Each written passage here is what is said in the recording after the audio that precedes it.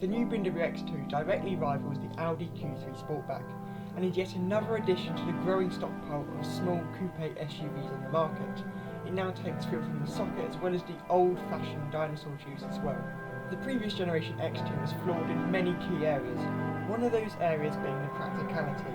Despite ditching a conventional SUV roofline for a sloping roofline, the X2 has grown in every single dimension. It's now 200mm longer, 21mm wider and 64mm taller.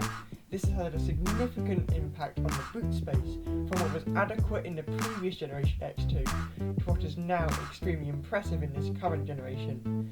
The exact figure is 560 litres in the petrol car and it's 525 litres in the electric variant.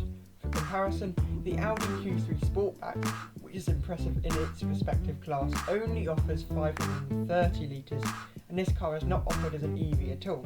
The new X2 should also be more accommodating for the rear seat passengers. Although the old X2 did have decent enough legroom, headroom was slightly hampered.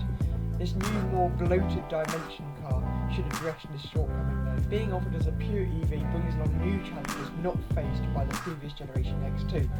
Namely, one of those challenges is making the car as aerodynamic as possible.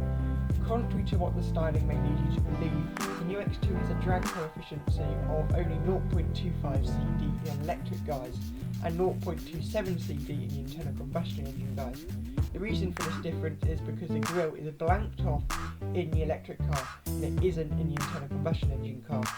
Even the McLaren Speedtail cannot trump this figure. Talking about styling though, and I don't think this new X2 is that much of a looker, but with many BMW designs, I think it will just take time to get used to. Just take the G80 M3, everyone seems to love it now. Some other exterior features also include matrix LED headlights and the glow-up grille.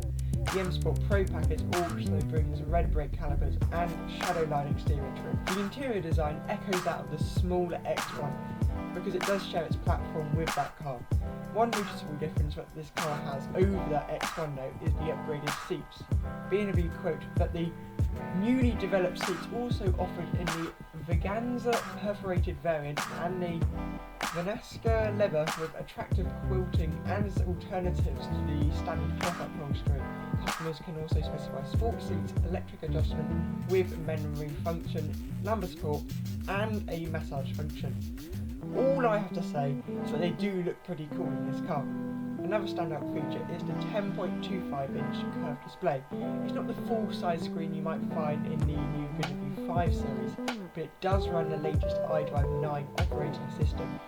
And as well as an augmented head-up display and 5G connectivity, BMW has launched yet another subscription service.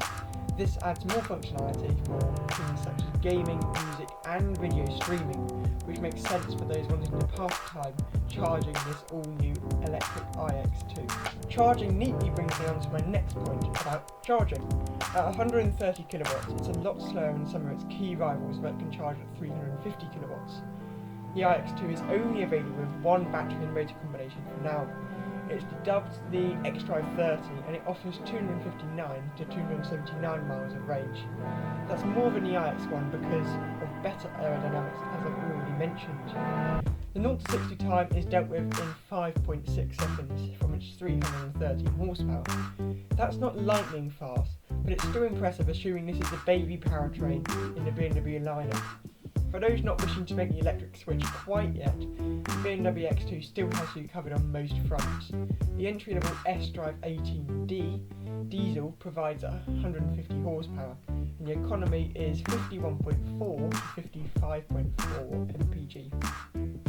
The petrol is named the xDrive 20i, and is only a 3-cylinder, but it does have 48-volt hybridization, which allows for 156 horsepower. The fuel economy doesn't take a hit that much either, with figures between 43.5 and 47.1 mpg. The highest performance car available in the range is the M35i, M35i, with precisely 300 horsepower from its 4-cylinder engine.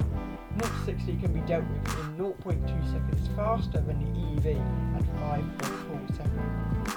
That's enough of the figures for now. How will the new X2 drive? Well, remember when I said the previous generation X2 was flawed in many areas? Well, that car's biggest flaw was the way it drove. It was far too rock solid on the ground. Well, hopefully BMW will address this with this new car, because it has a wider track, wider wheelbase and lighter body construction methods, and hopefully this will address that issue. The M Sport trim also offers additional damping settings as well as other upgrades to add sportiness to the car, because after all, this is a BMW. Alloy wheels range in size from 18 inches to 21 inches, so you'll need to pick wisely so that the wheels fit the arches and don't degrade the ride quality that much.